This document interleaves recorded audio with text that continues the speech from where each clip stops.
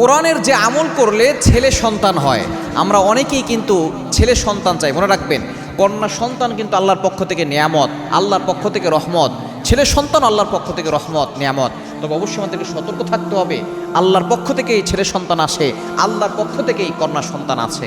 এজন্য কন্যা সন্তান আসতে আপনি নারাজ হবেন না। কিন্তু অনেকে আবার ওয়ারিস চায়, যাতে করে তার সন্তান না তার জন্য দোয়া করতে পারে এবং বিভিন্ন ভালো কাজগুলো করতে পারে। এজন্য অনেকে ছেলে সন্তান চায়।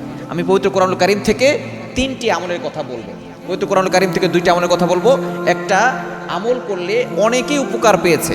যদি আপনি এই 3টা আমল করতে পারেন, আপনি অবশ্যই ভালো একটা ফলাফল পাবেন ইনশাআল্লাহ। 1 নম্বর হচ্ছে হযরত ইব্রাহিম আলাইহিস সালাম। তিনি 80 বছর, যখন তার 82 বছর বয়স, এই সময় পর্যন্ত বৃদ্ধ হয়ে গিয়েছিলেন। আল্লাহ পাক রব্বুল আলামিন এই সময় তাকে সন্তান দিয়েছিলেন, হযরত ঈসা আলাইহিস সালাম। তিনি একটা দোয়া করেছিলেন। দোয়াটা হচ্ছে পবিত্র কোরআনুল কারীমের 23 নম্বর পারার 8 নম্বর পৃষ্ঠার 10 নম্বর লাইন, সূরা সফফাতের 100 নম্বর আয়াত, রব্বি হাবলি মিনাস সলিহিন, রব্বি হাবলি মিনাস সলিহিন। তিনি আল্লাহর কাছে দোয়া করেছিলেন, আল্লাহ আমাকে একটা নেককার সন্তান দান করো। আল্লাহ পাক রব্বুল আলামিন এই দোয়ার বদৌলতে তাকে সন্তান দিয়েছিলেন হযরত ইসমাঈল আলাইহিস সালাম। ইসমাঈল আলাইহিস সালাম কেমন ছিলেন এটা আপনারা ভালো করেই জানেন। সুতরাং 1 নম্বর, যখন কোনো মায়ের গর্ভে সন্তান আসবে, তখন সে রব্বি হাবলি মিনাস সলিহিন এটা বেশি বেশি পড়বে। এবং 2 নম্বর আমল হচ্ছে, সে জাকারিয়া আলাইহিস সালামের একটা দোয়া পড়েছিলেন, যার দোয়ার বদৌলতে আল্লাহ পাক রব্বুল আলামিন তাকে হযরত ইয়াহইয়া আলাইহিস সালামকে দান করেছিলেন।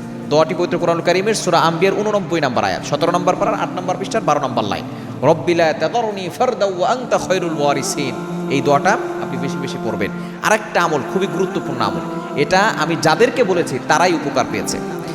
আমি এটা আমার শায়েখ, যার কাছে আমি বুখারী পড়েছি, উনি বলেছিলেন হাদিসের দর্শে বসে, যে উনি বাহিরের একটা কিতাবের ভিতরে হাদিসটি পেয়েছিলেন। তিনি আমাকে বলেছেন, আমাদেরকে বলেছিলেন সেই হাদিসের দর্শে বসে, আমি যাদেরকে বলেছি তারাই উপকার পেয়েছে। সেটা হচ্ছে, যদি কোনো ব্যক্তির কন্যা সন্তান হয়, যদি সে ছেলে সন্তান চায়, তাহলে সে আগে থেকেই নিয়ত করবে যে আমি আমার সন্তানের নাম মুহাম্মদ রাখবো।